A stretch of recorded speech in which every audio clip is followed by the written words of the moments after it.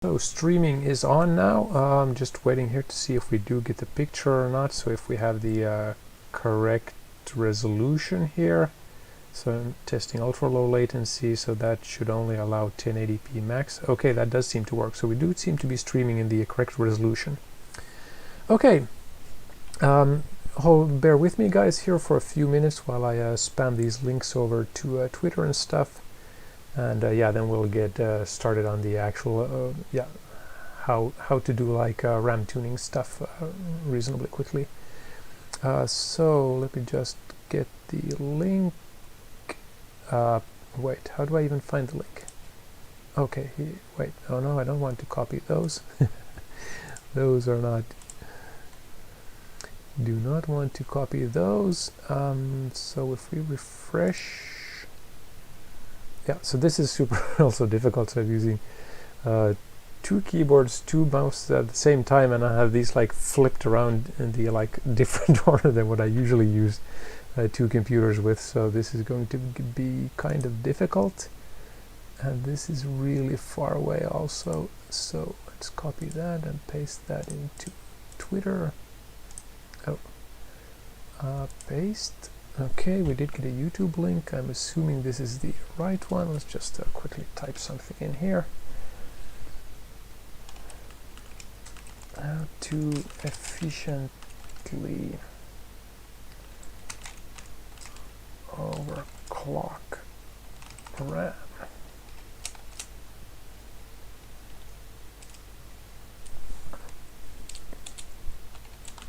Live stream right now.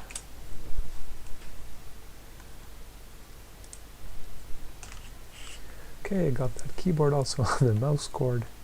Okay, so that does seem to be working now, and we do seem to be live. Okay, so let's start going through the actual stuff then. So, and yeah, some explanations also. So, I mean, there are lots of yeah, really good numbers and stuff that you can find online depending on what your platform is and what kind of RAM you have, or what kind of RAM you're planning on purchasing. And this is like a really sort of trial and error based thing, because yeah, the numbers someone will post online maybe it won't work for your motherboard or for your specific RAM sticks, because this will again depend on binning and yeah, all kinds of different factors, like what kind of temperatures your RAM sticks will be running at and stuff like this. So, and yeah, this can like easily take multiple days to like get some kind of things going, and even then it might be very, very difficult to like, at least on some platforms, to like get the absolute maximum frequency, or yeah, maximum yeah, or minimize timings. So not maximum timings, but the maximum performance from your timings.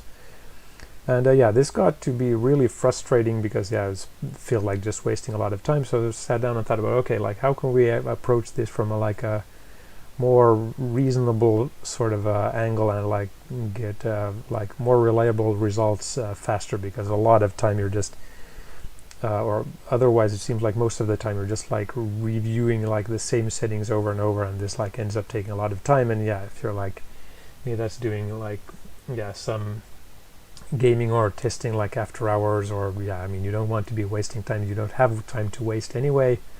And even if you do have time to waste, you still want to waste the time as efficiently as possible, so you can waste more different things or something like that anyway.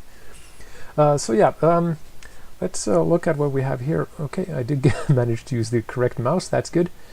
So these are the timings I'm running currently. So yeah, this might be beneficial for someone. So this is on X570 platform. So this is the, wait, was this a MS?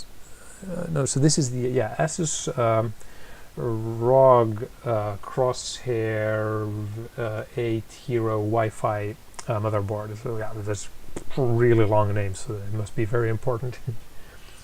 But yeah, so this is with 4 sticks of 8GB B die with 5800X CPU and 6900 XT graphics card. Of course, the graphics card is not going to be influencing this setup currently, although apparently it might, because yeah, apparently sometimes the PCIe 4.0 will not work if you adjust voltages too far, so then we'll have to fall back on PCIe 3. So that might be something to take into consideration also.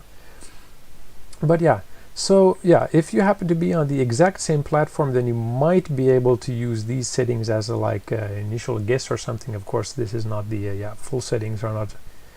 Well, actually, yeah, this actually should be a reasonable setup with like full timings. But anyway, so this so I'm not going to be going through like the exact timings used or something, but more about the method on how to actually do this. So first we want to figure out like how to do things and understand what happens typically and stuff like this. So on this specific platform, there are multiple frequencies to adjust. So there's the F clock. Let me see if we have this over here.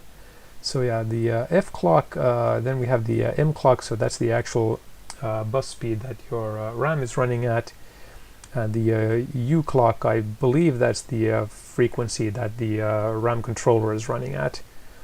So these, so the U clock and M clock will typically run in 1-to-1 regardless of other settings. So you can also run that in 2-to-1 ratio. I have no clue why you would want to do that, but maybe if you could get like a really high memory clock, then you might want to do that. But yeah, I'm not really sure. Like that would need to probably be insanely high or something. Haven't really tested that. And then we have the F clock here, which is the InfiniFabric or whatever that is. So the speed the I/O die or the CCD die. I believe the CCD, the D part is probably die. So the CC die talks with the I/O die. And this is super important to get very high. I'm not sure if it's as important on the this 5 series compared to the 3 series that will have like multiple CCXs that I'm assuming then share information over the F clock. So or the InfiniFabric running at the F clock. So there's really important to get the maximum F clock. But yeah, so this will be platform specific, and on this platform you want to first investigate how high you can run your F clock. So then you would typically maybe want to run that on 1 or 2 sticks RAM and just test like what kind of frequencies you can get and how you can get stability on that. And the stability testing is something we're going to be going through pretty much immediately. So let's look at those and the tools. So this Zen timing, this basically shows your timing. It actually probably had some tools and stuff. I haven't really used those, so can't comment on that. Let's resize me a little bit so I'm smaller. If I can find the mouse cursor here, let's reduce my size. So very efficient way to lose some weight. And hilarious, of course. So wait, what was I going through? So different tools. So this is extremely useful. So a USB stick with a sticker on it that says memtest. So this I'm assuming there are probably like open source free tools for this also. But you want to get some kind of a tool to be able to use this, because when you're tuning memory timings and especially F-lock stuff, and you might have some instability, then it's very easy to corrupt your operating system, and then you will lose a lot of time when you need to either you need to like mirror that image, in which case it's not a big deal maybe, but it's still more efficient to test this otherwise in other ways than like booting into Windows or Linux or whatever, and then trying to figure stuff out. Because if your RAM gets corrupted and it's thinking it's saving the same file back to the disk and it ends up corrupting something, then your system might not even be able to boot anymore. So that is something to take into consideration. So get the memtest program you prefer and stick that on a USB stick. That is number one thing. Then you probably want Intel burn test is apparently one of the most efficient ways to find system instability. And running administrative things you download from the internet, not a good idea, but this is a test bench, so I'm not superly concerned about that, and it's not connected to our internal network or anything like that here at work. So it's still not safe, but kind of okay enough, I guess. So you want to set this up and be able to run this once we get back into Windows. So you want to have this ready so that you kind of like when you get back into Windows, as quickly as possible start testing for instability, again to protect the operating system as much as possible from corruption, because if we start corrupting that, we're going to lose a lot of time, and we want to do things efficiently and not lose time, so that's important. So get Intel burn test, get that downloaded, and yeah, test that you can run this. So yeah, do standard test whatever, and yeah, just start that, and we'll start running here, and let's see if we can get like at least one of these. I don't really know. Oh wait, by the way, we are actually live already, so let's get rid of that text. Okay, yeah, so let's run relatively quickly on this standard thing. So you will see these, and then you have a pop-up if you have errors. So yeah, you can potentially test this out, like even with like stock settings or whatever you're currently running before overclocking. So if you have problems already, then yeah, of course this is something that we'll be figuring out while we proceed also. So yeah, then we will start booting our system basically, and figuring out how to do that. So wait, I'm thinking, is there something I'm forgetting here? Probably not. We do want benchmarks also, but we'll probably want to go through those a little bit later. Yeah. So yeah, close all the programs so that when you again boot into Windows, so that it doesn't like restart the programs that you had last time when you exited. Again, so that yeah, that takes up less time, and when you potentially start doing some benchmark test or something to confirm that your system actually is like working fast and not just working stably or being stable or something like that. So yeah, again, close everything so that when you come back into Windows, so that it doesn't end up like starting all kinds of different crap thingies that you'll have to wait like 10 minutes for something to like everything like completely clean out, so that you can then start a benchmark and get like consistent results from that benchmark. Okay, but let's, oh wait, I can't actually see it. So I'm looking at this through the same thing. Let me move myself out of the way here so I can see what's happening. Okay, so let's do a restart. Okay, and then we can move myself back here, I guess. So I have a code on this, so yeah, I know when we're at 02, that's the BIOS screen, so I can just hit the del button, so no need to like continuously hit that. And yeah, now we are in the BIOS here, so yeah, this is basically where we need to do RAM testing, and there are, yeah, I'm assuming this will probably like in future generations or something like this of these systems, it will be possible to adjust these while you're in operating system. Probably with some program that is designed to tune memory timings or something like that and test for speed and stability at the same time. But currently we don't have that technology as far as I know. So yeah, we have to go into the BIOS. Of course, there are things that you can break when you're in here. So maybe something you don't necessarily want to do if you're super scared or don't really know about what you want to do and what you don't want to do. But yeah, this is something that you probably want to maybe like pre-research a little bit on what kind of voltages potentially you can run. So for instance, yeah, I had no clue like how much voltage can we run on these BDI RAM sticks, for instance. And yeah, apparently 1.5 volts is safe on that, and yeah, the problem with running too much voltage is the temperature will start rising, and then you will have instabilities, and that will cause problems. So yeah. But anyway, so to the actual stuff. So when you have figured out like what kind of voltages you have, so write those down. Oh wait, I need to get my notes. Hold on just a second while I see if I can get those. So going off camera here a little bit. So yeah, let's check out these. Oh, let's not get my foot tangled up in this mic here. So yeah, make notes about what your process is, so that you can go back and check what you actually did and what you didn't do, so that you don't need to like retest everything multiple times. And these modern processors, at least these Ryzen systems, seem to have a reasonable amount of error correction, and this is really difficult for RAM tuning and these like stability testing. Because yeah, you might like boot the system, or at least on this motherboard, when you start really cranking up the the frequencies and timings, then it will get like kind of unstable to boot. And that's really bad, because then you don't know like how stable is it if you need to like boot the system 10 times to do some kind of statistical thing on how to get the system booted. Then yeah, that's not very good. So you want to like turn off as much of like randomness and error corrections like type things as possible. So you basically want to make the system as unstable as possible, because when the system is like running as few error corrections as possible, then that will prevent you from booting. Then you will see immediately where your limits are, and yeah, like where they're not at. So this is like super critical to get this done efficiently.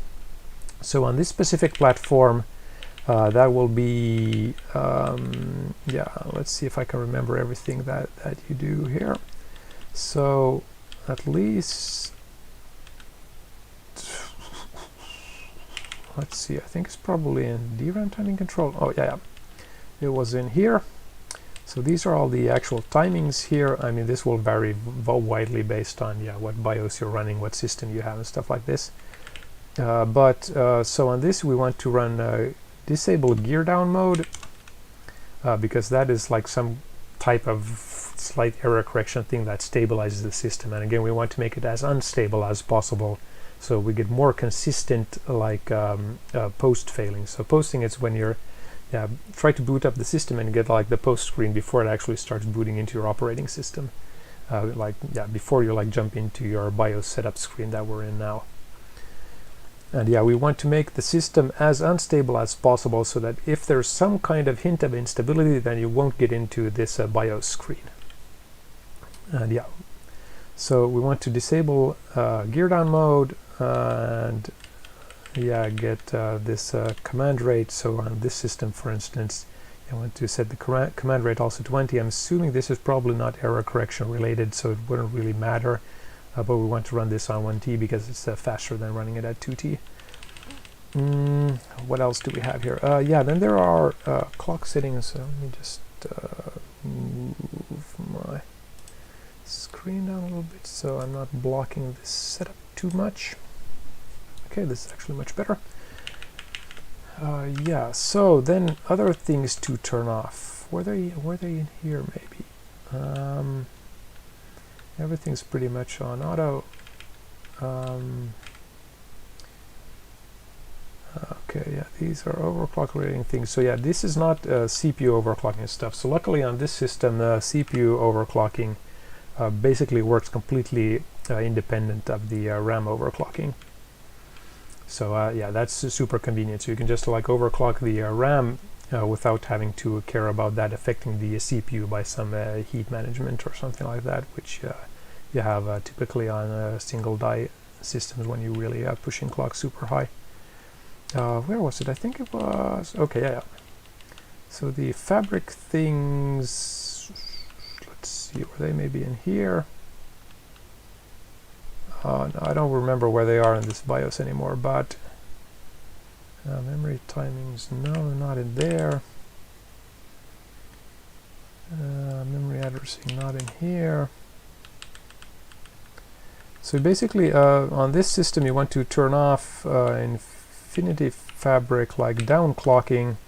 Again, this is to make it as unstable as possible, so that you run it at maximum speed immediately when it boots, so it doesn't like boot at a lower frequency where it's kind of stable sometimes. And where?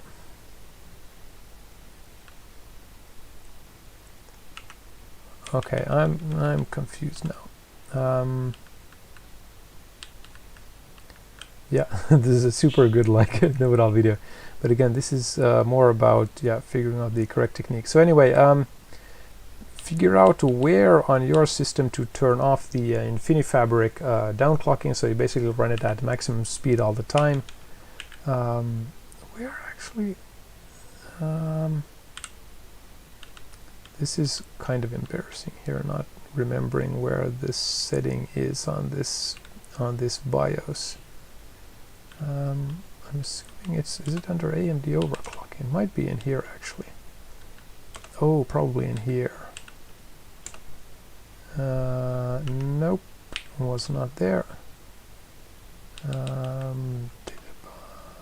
No, okay, it was, yeah, okay, never mind. I'm not going to yeah, go through all the details on that because I don't remember where it is anymore.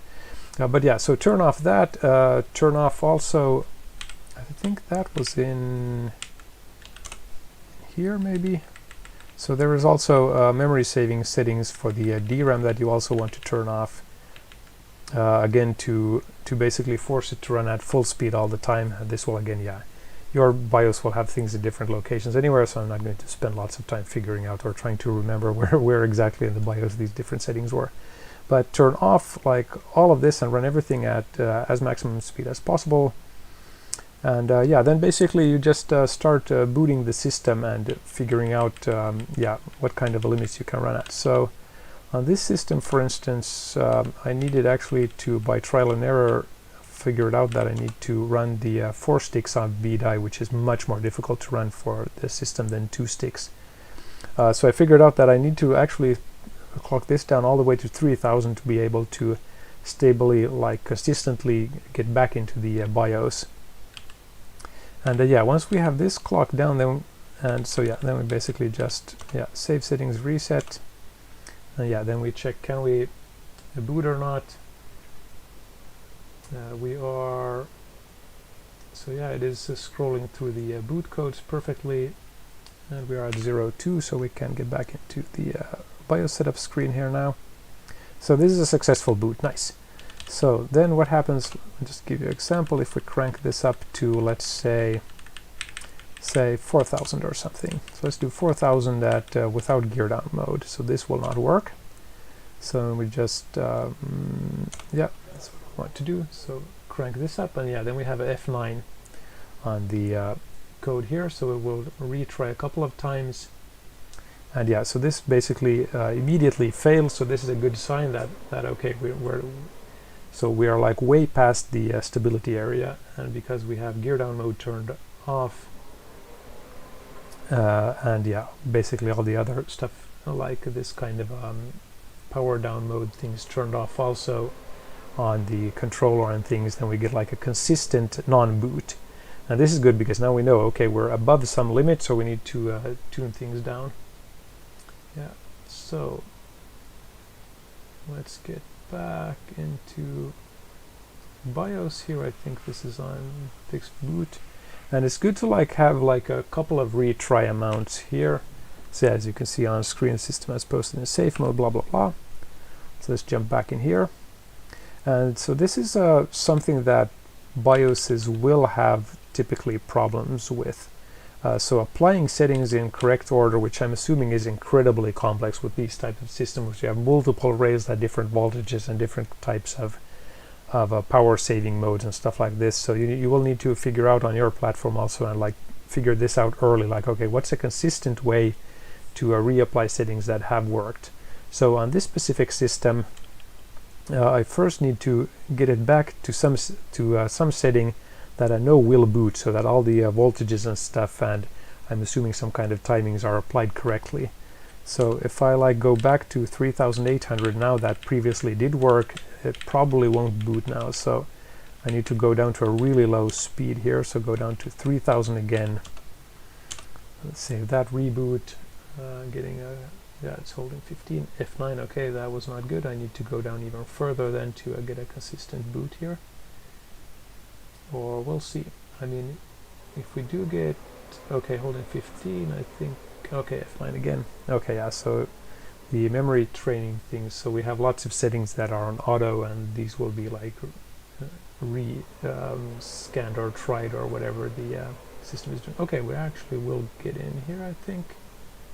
Yeah, so on the third try, so not ideal. But yeah, this is yeah, retry stuff and things like this. This is, for instance, a really bad sign that we needed. So this system needed, so it F9 2 times and then it rebooted. Then on the third time, it managed to find some settings that it was happy booting back in and posting with.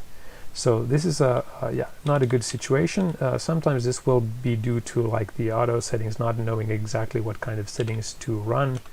So we can like just reset this without changing anything.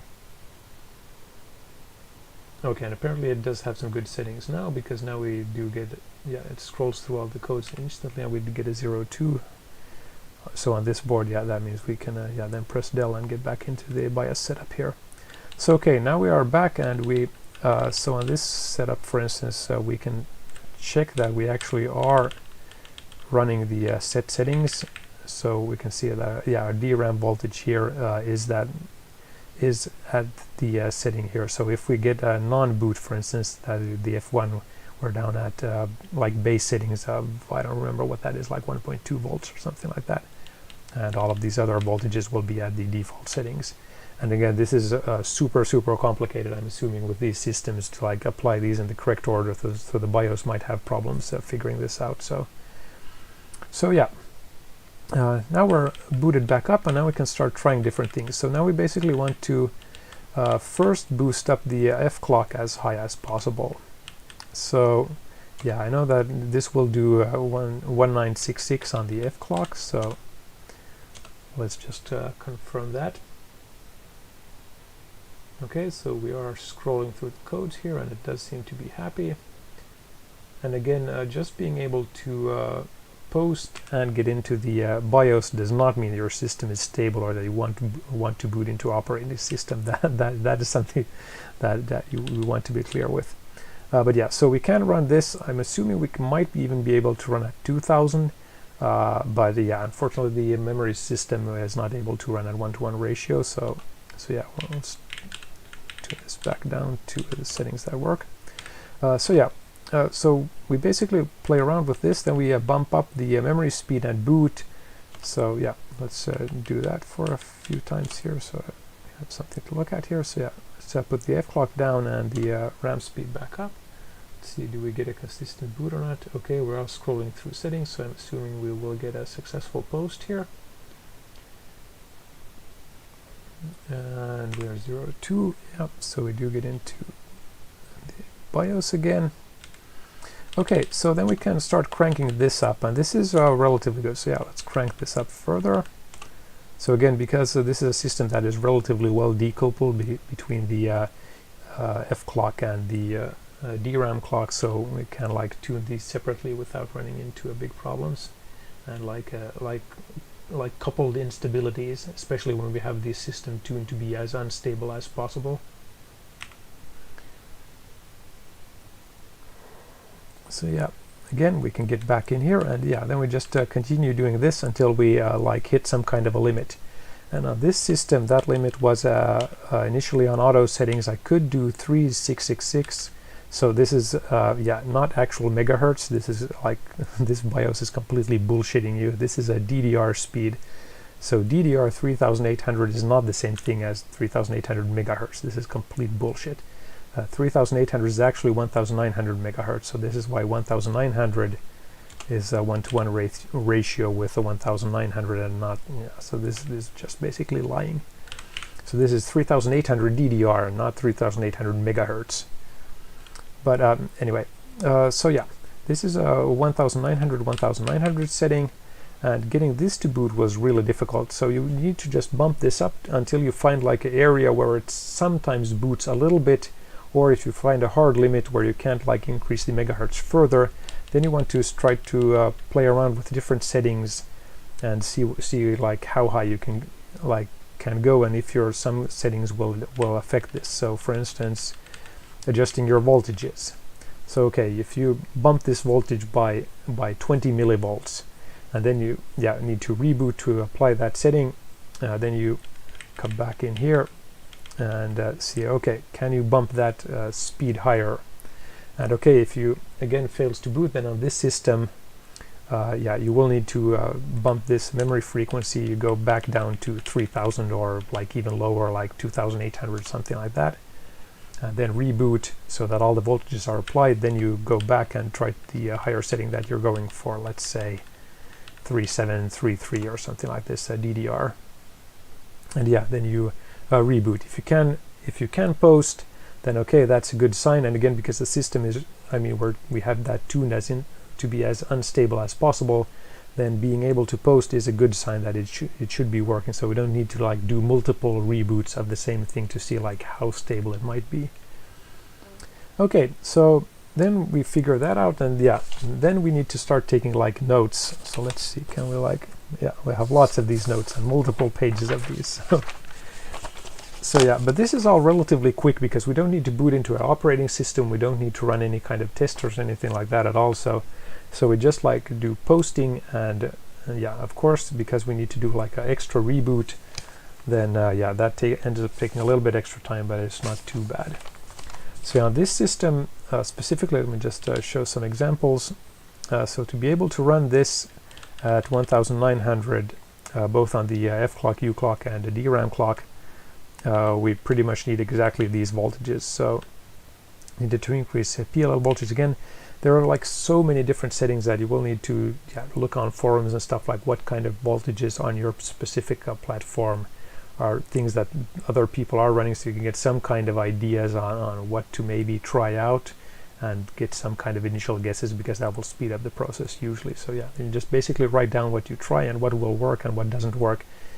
And okay, then if you figure out like, okay, we can boot at 3733 DDR speed, okay, with like something, these are interdependent also. So if you get a really good like optimum VDDP voltage, for instance, that might allow you to run slightly like a larger variation in some other voltages. So then you can figure out, so if you're like hitting a hard limit, like I want to run 1900 for instance on this, so there was a hard limit. This system would not boot at 1900 with 4 sticks of B die, no matter what, with like automatic settings or stuff like this. So then I basically did went to the next highest setting that I could boot at, so 3733, it would boot at that, and then basically try to play around with different settings to see like which settings will cause it to not boot at this speed.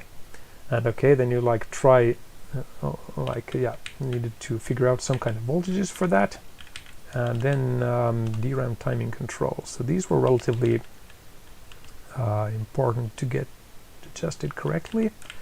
So proc ODT and so this RTT nom.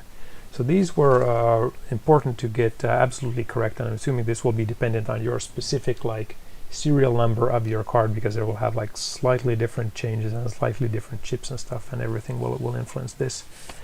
So I ended up playing around with this and figuring out that okay, at 3733 with the proc ODT, like tuning that backwards and forwards, I figured out like okay, 40 ohm maybe was optimal, so that would give me the largest possible variations of what RTT nom I could run. So these will like influence each other. And yeah, at 40 ohm I had the largest variation. I think based on my notes I could run this like from between divided by 7 to divided by 4 or something like that. And at other settings on this proc ODT, the variation of this RTT nom got like skinnier. So then I can assume like okay, I probably want to run the proc ODT then at like kind of like a mid area, or like the middle of the optimum area, and run the RTT nom. So when you have like a non-optimal proc ODTs, which like narrows the kind of range you can run at the RTT nom at, then I figured out okay, like this RTT nom is in the optimal setting, because this will like allow the largest variation in the proc ODT. And then you do the same to figure out like other settings also. You just constantly reboot and write up this stuff, and it's relatively quick. I mean, you can go through this in like 20 minutes, 30 minutes, something like that, and figure out like optimum settings. And yeah, then you try to go up to the next speed when you have like figured out some kind of a window where okay, like optimum settings for proc ODT on this system with this specific things are 43.6 ohms, and RTT nom is divided by 6 is the optimum settings.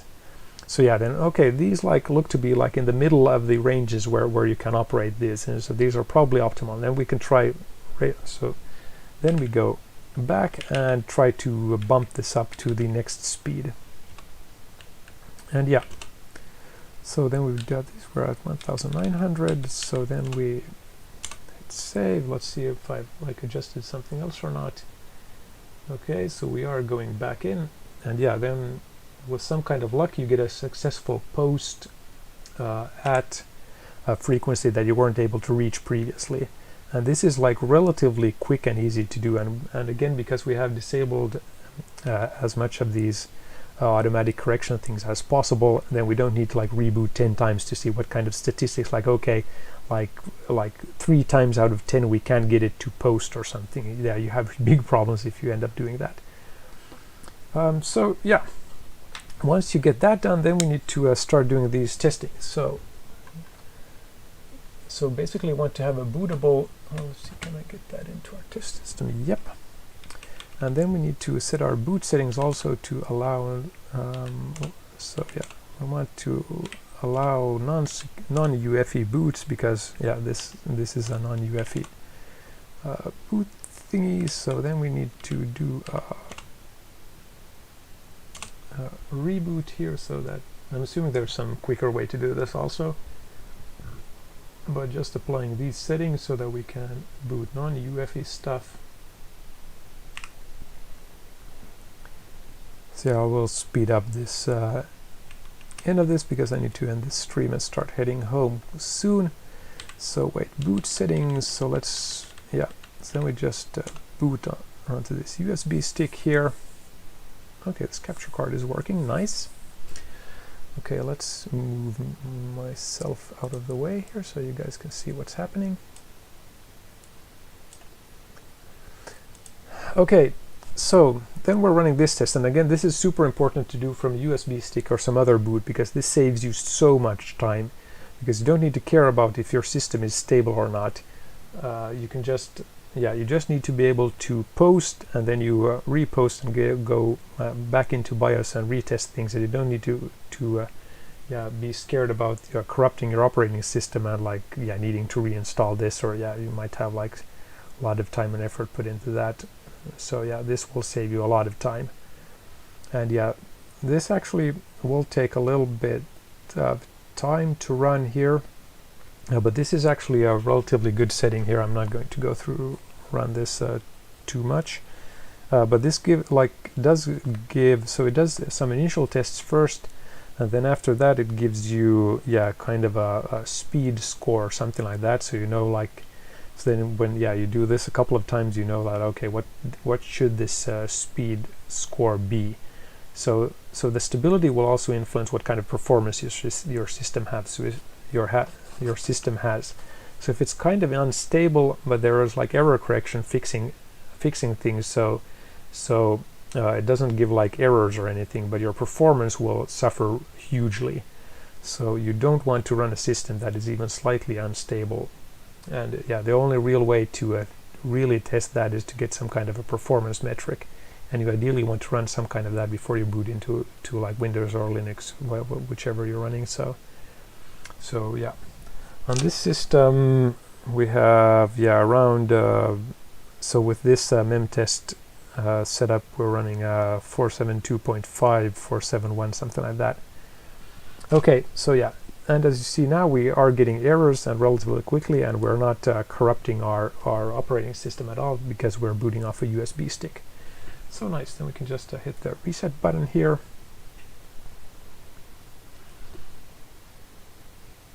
And yeah, this is also important that you don't, like when you have a system that is not stable with the RAM stuff, so that you don't accidentally boot into your operating system. that would be not ideal. Okay, so yeah, and basically when you get these kind of setup, then you know that you're getting reasonably close, and you could start like loosening RAM timings or trying to like increase voltages maybe, or something like that. But yeah, you do want to mostly do that just by testing will it post or not, and then yeah, maybe increase settings from there, because it does like take multiple minutes to go in and do this RAM test again. I mean, as you guys saw, it took multiple minutes. Of course, you can do some other stuff at the same time, because you don't need to be yeah, concerned about corrupting something that will damage things. So yeah, so on this system, gear down mode is actually really good. It does provide more stability, but we don't want to use this as like a bandage to fix things that like otherwise absolutely won't work. So we are like kind of semi-stable. So then, yeah, on this system, let's just enable gear down mode. and let's put this down here so you can see what we're doing. Yeah, let's save that, boot this system again.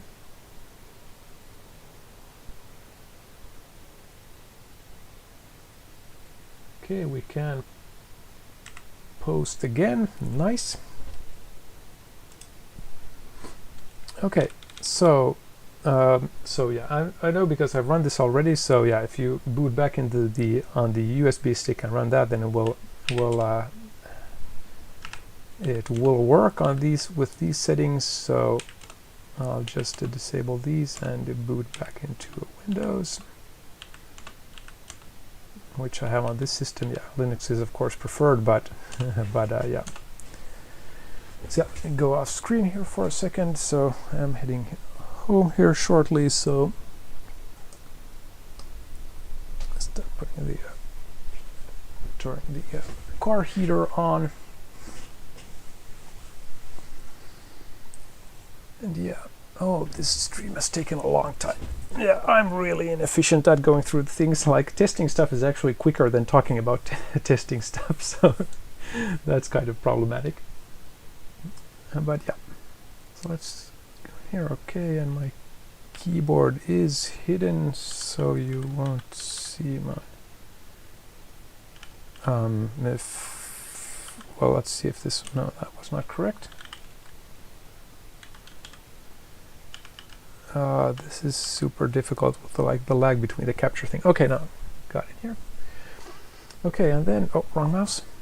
Yeah, so then with this you want to start testing to see, is your system is the performance okay or not?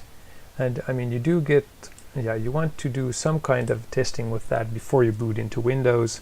But yeah, once it's stable enough, then you can boot into Windows. And oh, this is so laggy with this capture thing. So yeah, then basically, yeah, you want to start maybe some stuff here. Where's our Intel burn test? So yeah, then you want to fire up, start Intel burn test relatively quickly, do some, yeah, very high load or something like that, and fire that up and test that first. So yeah, you want to run this through like at least once, I think. Then it's like probably stable enough to run so that your likelihood of corrupting the operating system goes down a lot.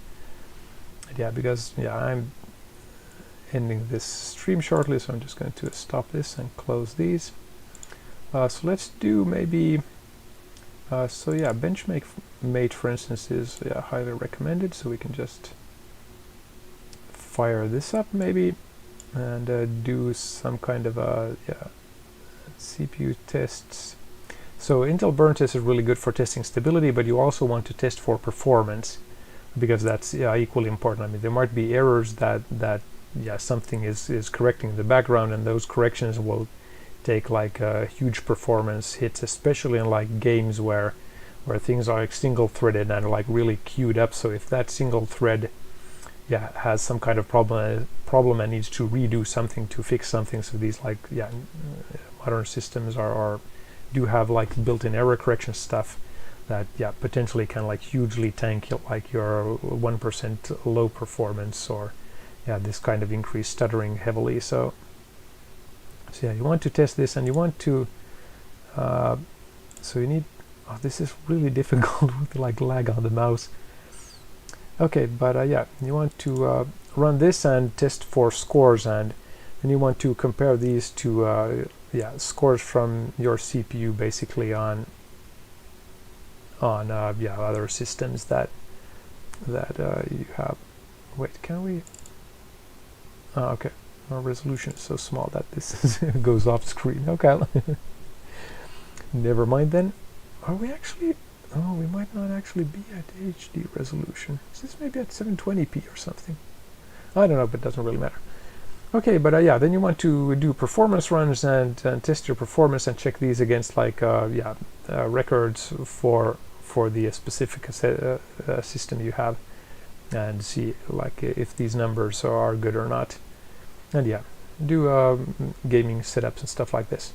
But yeah, so this is like by far the fastest way that I've figured out on how to do this setup, which, yeah, gives you the lowest possible chances of corrupting your operating system, and saves you a huge amount of time, because otherwise, I mean, you can end up spending like days trying to figure out how to get like the next sort of small step increase in your RAM clock, or adjust timings or something. And people complain that something is unstable or something. I can boot this and it runs fine at 2000 F clock or whatever, and then the system is just unstable, or it doesn't produce errors, but it's still really slow, and that's because it is producing errors internally, but the error correction is catching those errors, and then it's just like resending data, and that is like tanking performance hugely.